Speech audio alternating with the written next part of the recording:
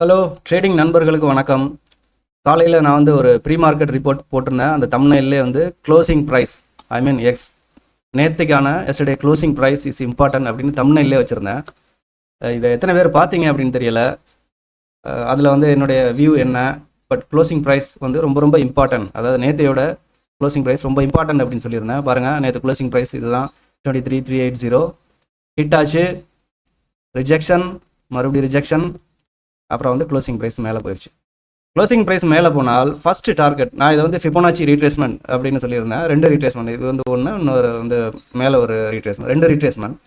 இந்த first retracement வந்து கன்ஃபார்மாக ரீச் பண்ணும். இது வந்து ஃபஸ்ட்டு டார்கெட், இது வந்து செகண்ட் டார்கெட், அந்த மாதிரி சொல்லியிருந்தேன். ஃபஸ்ட்டு டார்கெட் ஆல்மோஸ்ட் மீட் ஆயிடுச்சு. செகண்ட் டார்கெட் வந்து எதிர்பார்க்குறேன், பட் எனக்கு இன்னும் கொஞ்சம் டவுட்டாக தான் இருக்குது. ஸோ என்னுடைய ட்ரேடை வந்து நான் ஃபஸ்ட்டு டார்கெட்டில் வந்து புக் பண்ணியாச்சு. ஏன்னா நம்ம ப்ரீ மார்க்கெட்டை வந்து அனலைஸ் பண்ணும்போது ரொம்ப பர்ஃபெக்டாக பண்ணுறதுக்கு யாராலையுமே முடியாது.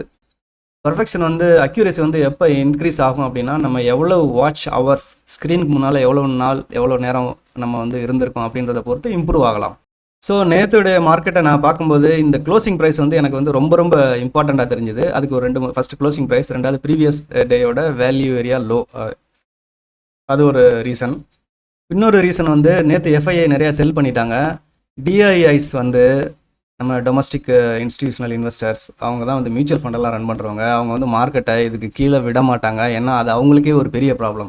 ஸோ ஏதாவது ஃபண்டை போட்டு இந்த லைனுக்கு கீழே வர விடாமல் அதை வந்து அவங்க மேக்கப் பண்ணுவாங்க அப்படின்றது எக்ஸாக்டாக அந்த வேர்டிங்கே வந்து நான் வந்து சொல்லியிருந்தேன் ப்ரீ மார்க்கெட் ரிப்போர்ட்டில்.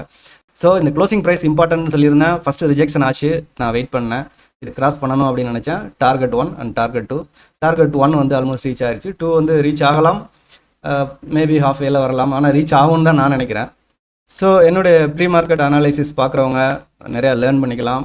அதுக்காக என்னுடைய எல்லாமே வந்து அக்யூரேட்டாக நடக்கணும்னு அவசியம் இல்லை. யாரோட அக்யூரசி வந்து அதிகமாகும் அப்படின்னா, யாரெல்லாம் வந்து வாட்ச் டைம் ஸ்க்ரீனில் நிறையா நேரம் ஸ்பெண்ட் பண்ணியிருக்காங்களோ அவங்களுடைய அக்யூரசி இன்க்ரீஸ் ஆகிறதுக்கான சான்சஸ் இருக்குது. நான் ஆல்மோஸ்ட் ஒரு 6-7 இயர்ஸாக வந்து கண்டினியூஸாக மார்னிங் 9 to 3:30 ஆல்மோஸ்ட் எவ்ரிடே நான் ஸ்க்ரீனை வாட்ச் பண்ணிக்கிட்டு இருந்திருக்கேன். ஸோ அந்த எக்ஸ்பீரியன்ஸ் ஓரளவு வந்து கரெக்டாக இருக்குது, அவ்வளோதான். வேறு ஒன்றுமே கிடையாது, இதில் ஒரு பெரிய விஷயம் கிடையாது.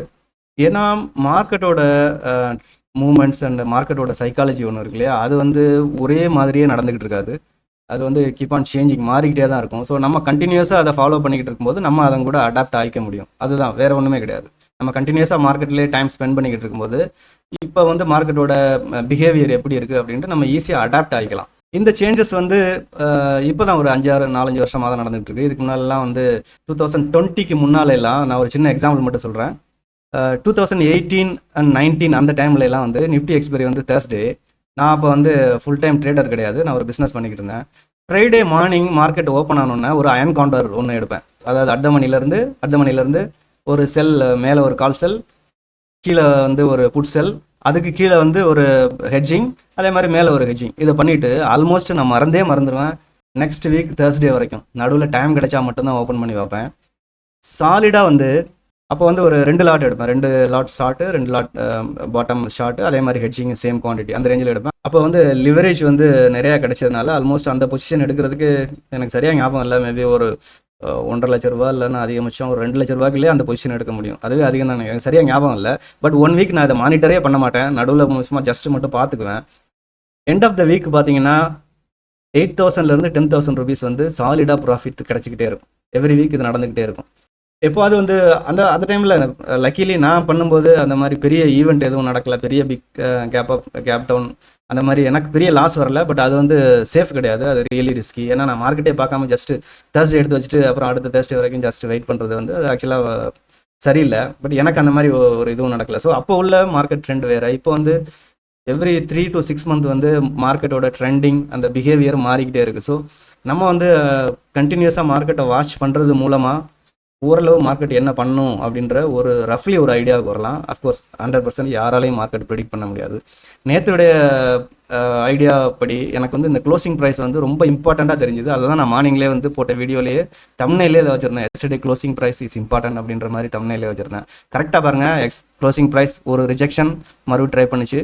அதே மாதிரி க்ளோசிங் ப்ரைஸ் மேலே போயிடுச்சுன்னா டார்கெட் வரும், டார்கெட் 1 டார்கெட் 2 வரும் அப்படின்றதே மென்ஷன் பண்ணியிருந்தேன். இன்னொரு விஷயம் சொல்லியிருந்தேன், இந்த க்ளோசிங் ப்ரைஸுக்கு கீழே இருக்கும்போது ஷார்ட் போகிறதுக்கு இந்த புட் ஆப்ஷன் வாங்குறதுக்கு யாரும் ட்ரை பண்ணாதீங்க. ஏன்னா எப்போ வேணால் மார்க்கெட் மேலே வரும், சடனாக மூவ் ஆகி மேலே போகும் அப்படின்றத ரொம்ப ரொம்ப தெளிவாக மென்ஷன் பண்ணியிருந்தேன். அது பாருங்கள், அதே மாதிரியே மார்க்கெட் க்ளோசிங் ப்ரைஸ் கீழேயே தான் இருந்தது, ஒரு சப்போர்ட் எடுத்தது, மறுபடியும் இங்கே ஆச்சுன்னா சடன் மூவ் வரும்னு சொல்லியிருந்தால பாருங்கள் sudden move. So okay, thanks. நான் என்னுடைய ட்ரேடை வந்து முடிச்சாச்சு, என்னுடைய டார்கெட் வந்து ரீச் ஆயிடுச்சு. நான் வந்து வெயிட் பண்ணது இந்த க்ளோசிங் ப்ரைஸ்க்கு மேலே வரணும் அப்படின்றதுக்காக வெயிட் பண்ணேன். டார்கெட் இந்த பாருங்கள், இந்த கேண்டில், இதுதான் இந்த கேண்டில் என்னுடைய ஃபஸ்ட்டு டார்கெட். கரெக்டாக மீட் ஆனோடனே க்ளோஸ் பண்ணிட்டு ரிஜெக்ஷன் கொடுத்தது, மறுபடியும் இப்போ மேலே போயிட்டுருக்கு. மேபி செகண்ட் டார்கெட் ரீச் பண்ணலாம். ஸோ நீங்களும் வந்து கண்டினியூஸாக ப்ராக்டிஸ் பண்ணுங்கள். மேக்ஸிமம் வாட்ச் ஹவர்ஸும் நீங்கள் சார்ட்டை வாட்ச் பண்ணுற டைமை வந்து இன்க்ரீஸ் பண்ணிங்கன்னா உங்களுக்கு வந்து நிறைய ஐடியா கிடைக்கும். ஸோ என்னுடைய சைட்லேருந்து எனக்கு தெரிஞ்ச விஷயங்களை ஜஸ்ட் ஷேர் பண்ணும் அப்படின்றதுக்காக தான் நான் அந்த வீடியோஸ் இப்போ ரீசெண்டாக தான் ஆரம்பித்தேன், வீடியோஸ் போட்டுட்ருக்கேன். ரெகுலராக போடுவேன், ஒன்றும் இது பண்ண தேவையில்லை. மோஸ்ட்லி டைம் எனக்கு கிடைக்க மாட்டேங்குது, பட் இருந்தாலும் நான் வந்து ரொம்ப ஷார்ட்டாவது ஒரு வீடியோ வந்து டெய்லி நான் போட்டு விட்றேன். Okay, thank you.